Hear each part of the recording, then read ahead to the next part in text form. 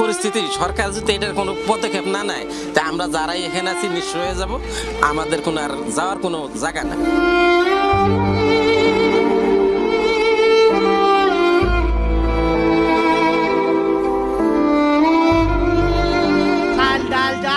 সবকিছু পানিতে ভেসে যাচ্ছে।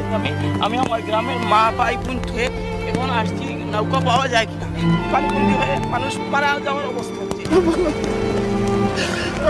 বন্ধুরা, বাংলাদেশে ধেয়ে আসছে ভয়ঙ্কর ঘূর্ণিঝড়। ইতিমধ্যে বেশ কয়েকটি জেলাতে ভয়ঙ্কর ঘূর্ণিঝড় আর বন্যা দেখা যাচ্ছে। এমনকি অনেক জায়গায় পানির নিচে তলিয়ে যাচ্ছে ঘরবাড়ি। আমার 4টা ঘর মানে ভেঙ্গা এবং আসবাবপত্র মাছ সামান যা আছে এগুলো এটা এখনো পর্যন্ত সন্ধান পাইতেছে। দেশের বিভিন্ন জেলার আকাশে ঘন কালো মেঘ দেখা যাচ্ছে। অনেক জায়গায় সকালে নেমে আসছে সন্ধ্যার মতো অন্ধকার। আবহাওয়া অফিস জানিয়েছে 3টি জেলা পানির নিচে তলিয়ে যেতে পারে। দেশের চারিদিকে ইতিমধ্যে কালবৈশাখী ঝড় দেখা যাচ্ছে।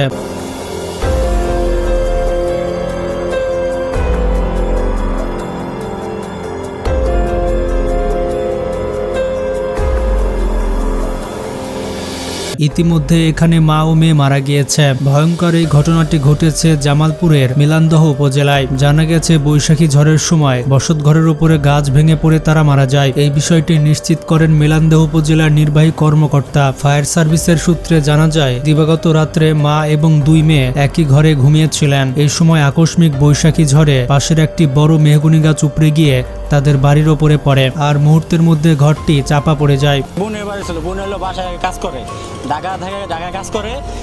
আস্তে আমরা খবর দিতে আস্তে আস্তে যাই দেখি বাড়ি ঘর না।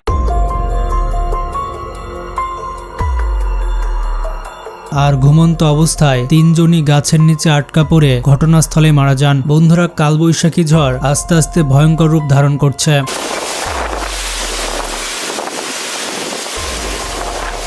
ইতিমধ্যে পানিবন্দী হয়ে পড়েছে অনেক মানুষ। আস্তে আস্তে জোয়ারের পানি বাড়তে শুরু করেছে, আর চারিদিকে পরিস্থিতির দ্রুত অবনতি ঘটছে। বন্ধুরা, আমাদের পৃথিবী প্রতিনিয়ত উত্তপ্ত হয়ে উঠছে, আর এ কারণে সমুদ্রের উচ্চতা বাড়ছে। সমুদ্রের পানি বাড়ার কারণে উপকূলীয় মানুষদের ঘরবাড়ি পানির নিচে তুলে যাচ্ছে। আস্তে আস্তে আমাদের পৃথিবীর আবহাওয়া অস্থিতিশীল হয়ে যাচ্ছে।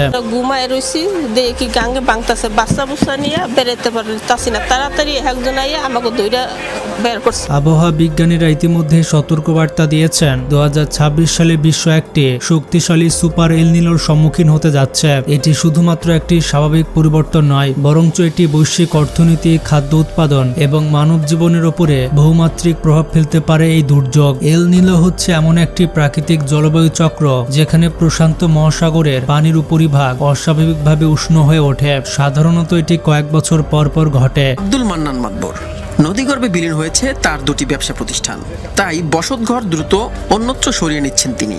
পরিবারের 7 সদস্য নিয়ে কোথায় থাকবেন তা জানেন না। তবে যখন এই তাপ অত্যন্ত তীব্র হয় তখন সেটাকে বলা হয় সুপার এল নিনো। বিশেষজ্ঞরা বলছে জলবায়ু পরিবর্তনের কারণে এবারের এল নিনো আরো বেশি শক্তিশালী হতে যাচ্ছে, যা অতীতের বহু রেকর্ড ভেঙে দিতে পারে। ইতিমধ্যে বাংলাদেশে এর প্রভাব দেখা যাচ্ছে। আয়সা দেখি যে আমার ঘরেই নেই, কিছুই নেই, সব গেছে নদীতে।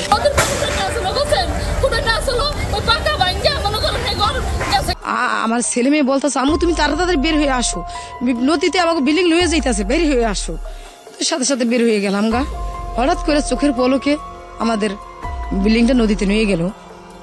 আতঙ্ক হয়ে গেল, আর কিছু বলতে পারলাম না। বিভিন্ন জায়গায় ঝড় বৃষ্টি এমনকি বন্যাও হচ্ছে। ইতিমধ্যে বাংলাদেশে ব্যাপক বজ্রপাত দেখা গেছে, আর বজ্রপাতে ইতিমধ্যেই 9 জন মৃত্যুবরণ করেছে। বজ্রপাতে নেত্রকোনায় মারা গিয়েছে 3 জন, সুনামগঞ্জে 3 জন, হবিগঞ্জে 2 জন এবং নোয়াখালীতে বজ্রপাতে 1 জন মারা গেছে। নিহতদের মধ্যে বেশিরভাগই হচ্ছে কৃষক। ত্রিপারে যে অবস্থা, এটা অনেক ভাঙন বা অনেক দিন ধরে এটার জন্য অনেকে আবেদন করা হইতেছে।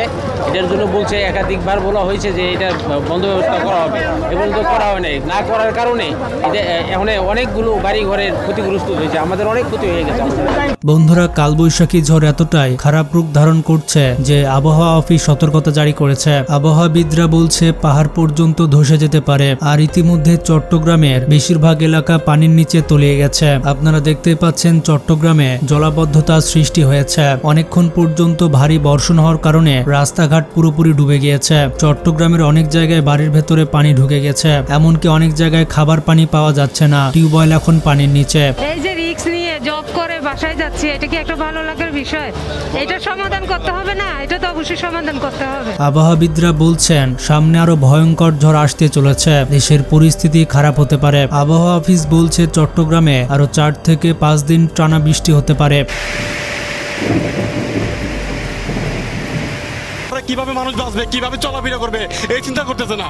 সাঁতার কাটে আসতে হয়, দেখেন না, সাঁতার কাটে আসতে হয়। এই অবস্থায় চট্টগ্রামের কি অবস্থা হবে তা তো আপনারা বুঝতেই পারছেন, কারণ ইতিমধ্যেই বুক সমান পানি, মানুষজন হাঁটাচলা করতে পারছে না। আশঙ্কা করা হচ্ছে পাহাড় ধসে যেতে পারে, তাই পাহাড়ের আশেপাশে যে সকল মানুষরা রয়েছে তাদেরকে নিরাপদ স্থানে চলে যাওয়ার জন্য বলা হয়েছে। জলাবদ্ধতা তো কোনো সুফল দেখতেছি না, অলরেডি এটা তো জনদুর্ভোগ তৈরি হয়ে যাচ্ছে, মানুষ তো কষ্ট করতেছে অলরেডি। মাত্র বৃষ্টি শুরু হচ্ছে, এখনো যদি মানুষ এইভাবে কষ্ট শুরু করে। বন্ধুরা, দেশের এই ভয়ঙ্কর বন্যা পরিস্থিতি এবং কালবৈশাখী ঝড়ে আমরা সবাই একে অপরের পাশে দাঁড়াই।